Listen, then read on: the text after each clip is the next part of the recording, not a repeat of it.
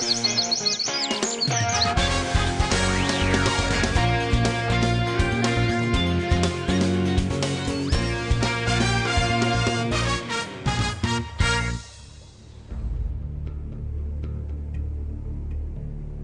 route vandaag is een buitengewoon lastige. We beginnen op het Slotermeer. En als er wat wind staat, dan komen daar toch golven van, nou laten we het niet moeilijk doen, een halve meter. En dan hebben die bootjes het moeilijk mee. En die bootjes zijn licht gebouwd. Er komt altijd wat water over. Het is allemaal elektronica, het is elektrisch. En ik denk dat er op het meer toch wel 1 of 2 uitvallers zullen zijn. En daarna moeten ze door de Luts. En de Luts, daar staan heel veel bomen. En dan heb je weinig zon. En dan leveren die zonnepanelen niet zoveel op. Dus dan varen ze langzamer. Dat zijn de 2 grootste problemen vandaag.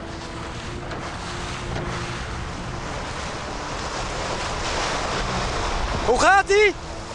Het pompje die staat flink aan. Wat zeggen? Water zit er al in, de boot. Ja. Het pompje staat al aan. Maar we zijn er bijna. En we kunnen er ook zitten. Je bent zeiknat, man. Ja, dat klopt, ja. En we hebben een pompje.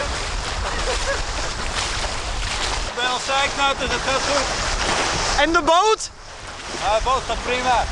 Kun je de boel nog wat droog houden? Wel, lastig. Al zeeziek? Nee, dat gebeurt er niet, hoor. Jullie zitten er wel knus bij met z'n tweeën. Ja, leuk hè? Succes! Ja, dankjewel.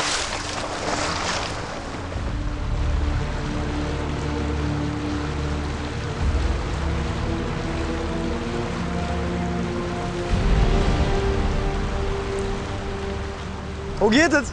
Ja, op zich wel goed. We krijgen daarop, hoe heet het eigenlijk weer? Sleep het maar.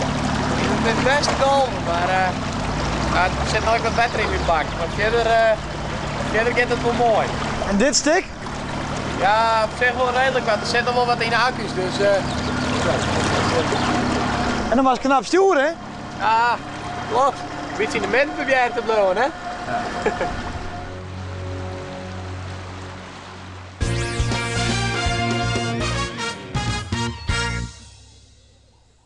Het klassement na de eerste etappe zocht er dan uit.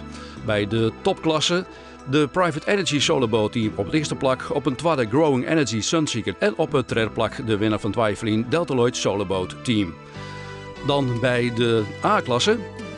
De NHL uit Lauwert zit op de eerste plak. Op een tweede plak Westerschelde ROC en Freepak Solar Team op een derde plak. En dan gaan we naar de B-klasse. De tweepersoonsboten, de Gdansk University of Technology staat op een eerste plak. Het tweede plak ROC Amsterdam en uit Bolzwart het Marno College op een derde plak. En in die volgorde wordt er Joet Extart insleerd. En dat had heel wat voor in hier. Ja, volgende 2. 56, 51. Jure, dan kom jij met dit ook wat op. Attention. 1, go. 56, 51. Jongens, kom op. 11 en 13. Oké, dank je. Dat weer een hectisch. Nee, dat is een stad. En dat moet rap gebeuren, want wij willen ze heel dicht bij elkaar als boten bij elkaar hebben, omdat we nou op legerwal toch over de Slijtermermarkt avanceren. De route van Joert. Dat is een lange, hè? Van Sleert naar Balk en daar zit geen tussenstap in. Dus wij verwachten dat er nou vrij vlot van wordt. Aan de Balk vliegen de 23 kilometer hebben ze machinaal. Maar die lijn over de kant, die heeft misschien wat rommel in de school, whatever, wat ik het. En dat team van Andela leidt dadelijk naar de start al stil met een stik en roer. En ze zullen het beziekje weer te meidje. De Slettemermar is roeg en voor een soort boten is het dreig om er doorheen te komen. En ik hier van de Brazilians, die hebben pech met het roer. In Balk zitten de fans van Andela al klaar en wacht je op haar favoriet. Maar op een mar slacht het Nederland Werta. Ja, de accu stiet in de brand, of het brand, die is nou weer uit, maar zo hebben het oor roerken wat we erop zetten. We hebben trot de roer komt de koeling. En ik denk dat er iets fout in is met het oor roerken, dat het de koeling net kregen heeft en dat het dus de heatworden is. Wat is je status? Wat gaan jullie doen? Meenemen en hier in Balk in onze werkplaats bekijken? Nee, dat kan niet. Jullie vallen onder het beheer van de wedstrijdleiding op dit moment. Dat betekent dat boten die uitvallen, die gaan in konvooi mee naar de volgende paddock in Bolsward. En we gaan kijken of jullie kunnen aansluiten daar. Dus ik denk het handigste om gewoon te zorgen dat hier een trailer komt, dat die op de trailer komt. Dan gaan we even kijken waar we kunnen aansluiten bij het konvooi. Nou, wij doen ook even een vierde onderzoekje van we willen toch hier nog even zien of er nog mogelijkheden binnen om het te repareren. En als het gaat, dan gaan we weer om in de race. En als het net gaat, ja, dan lezen we er hier uit. En ik, de Frisian Solar Challenge, wacht het op net in en gaat gewoon terug. Want Lauwert is nog 4.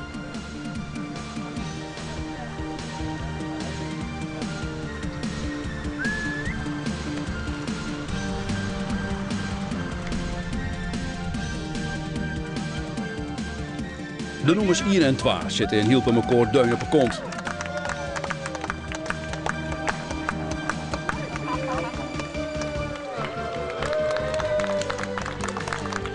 De winnaar van Twijfelien, de Delta Lloyd Soloboot team, luidt op Grut Efterstoon op een derde plak.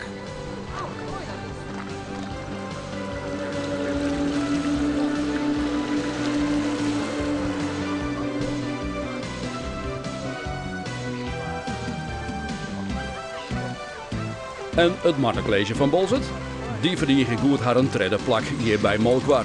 En ja, dan maar ik even de dijstige vraag. Wat hij hem goed onder de boot? Alweer glashex.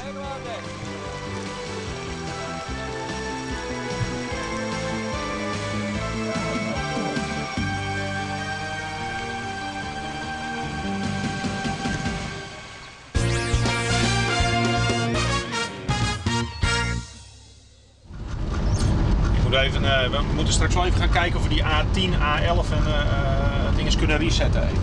Ja, ze stonden aan, maar ze hebben sowieso geen verbinding gekregen. Dan zijn ze gewoon verkeerd gemonteerd, dat kan niet anders. Ja. Wij doen voor de hele Frisian Solar Challenge dit jaar weer de hele internetverslaghouding. Dus dat betekent dat wij alle boordjes, er zit een zender in en die kun je volgen op internet. Daarbij hebben we een paar camerateams en wat redactieleden. En die zijn over de hele route die verspreid en die nemen video en beelden en verhalen op. En die kom ik al hier op die website terug. Wat toch het ding? Nou, in feite is het heel makkelijk. Het is een GPS-apparaatje, dus dit apparaatje weet wat die is, precies op een kaart, hè? Exacte locatie. En er zit ook een telefoontje bij ingebouwd. En die GPS die zegt elke seconde in die telefoon, ik ben hier, ik ben hier, ik ben hier. En dat signaal dat pikken wij op onze haardcomputer en die zet het op internet. Michel.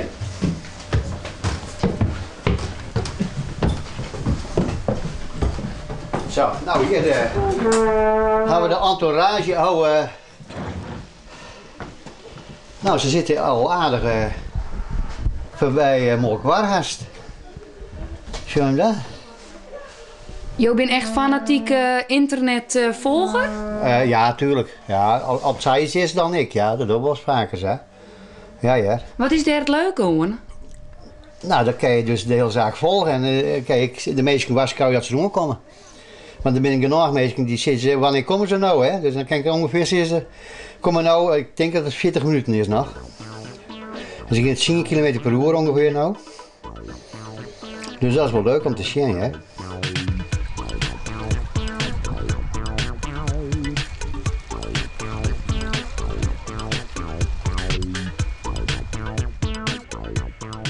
Je hebt het kopje koffie, maar in mijn naam. Ja, die hebben we in het huis mooi halen.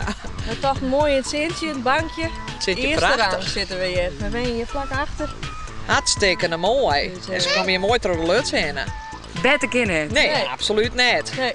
Dus een uitvaller, 10:07, Groningen Solar Team, gebroken stuur.